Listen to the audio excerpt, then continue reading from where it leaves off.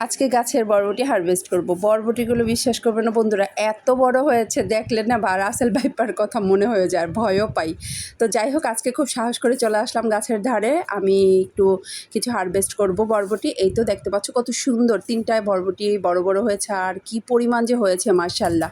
আসসালামু আলাইকুম, welcome back to my channel Mita CG রেসিপিতে সবাইকে জানাচ্ছি আরও নতুন একটি রেসিপি দেখে নেওয়ার জন্য আমন্ত্রণ।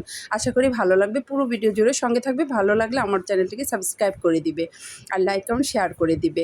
তো এই তো আমি কিন্তু সবগুলো এখানে মানে বরবটি, তারপরে আলু, যা যা ইনগ্রিডিয়েন্টস এখানে ইউজ করব তা সব ধুয়ে নিয়েছি। তো ধুয়ে নেওয়ার পরে কেটে নিচ্ছে আমার ছোট মেয়ে। আমি এখানে ক্যামেরা ধরে রেখেছি। তো এই তো এক এক করে কি দিয়ে এই ভর্তা তৈরি করব মেনলি। তো ভর্তাটা তৈরি করতে যা যা লাগবে বা যা যা অ্যাড করব তা কেটে নিচ্ছি বা প্রস্তুত করে নিচ্ছি। তো এখানে দেখতেই পাচ্ছ আলু, পেঁয়াজ তো ভর্তা যেহেতু লাগবেই, পেঁয়াজ, মরিচ, নুন বা লবণ আর রসুন। আর এই তো এগুলা নিয়েছি। এখন ভাজার ক্ষেত্রে শুধু শুকনো মরিচ অ্যাড করব। তো কাটাকাটি একেবারে শেষ। তো ভাজার পর্ব এখন শুরু। তো এখানে আমি একটু চিংড়ি মাছ ভিজিয়ে নিয়েছি, এখান থেকে দুটো চিংড়ি মাছ দিব।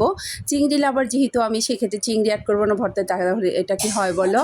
তো এই যে আমি কিন্তু ভেজে নিচ্ছি, এখানে শুকনা মরিচ অ্যাড করে দিয়েছি। একটা কথা আছে বন্ধুরা, ভর্তা নুনে মরিচের চর্তা তবে খাও ভর্তা। হ্যাঁ, নুন লবণ যদি ঠিক থাকে আর যদি ওই ঝালটা ঠিক হয়, তাহলে কিন্তু সেই ভর্তা খেতে অসাধারণ হয়। আজকের ভর্তাটা কিন্তু তার কোনো ব্যতিক্রম নয়। আমি দেখতে পাচ্ছ 2 ধরনের মরিচ দিয়েছি।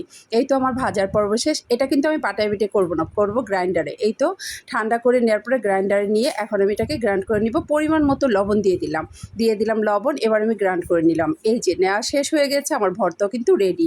মজাদার ভর্তা। দিয়ে দিলাম সরিষার তেল, মিক্স করে নিলেই রেডি আমার ভর্তা। দেখো কত সুন্দর একটা ভর্তা হয়েছে। অনায়াসেই এক প্লেট গরম ভাত শেষ হয়ে যাবে চোখের নিমিষে।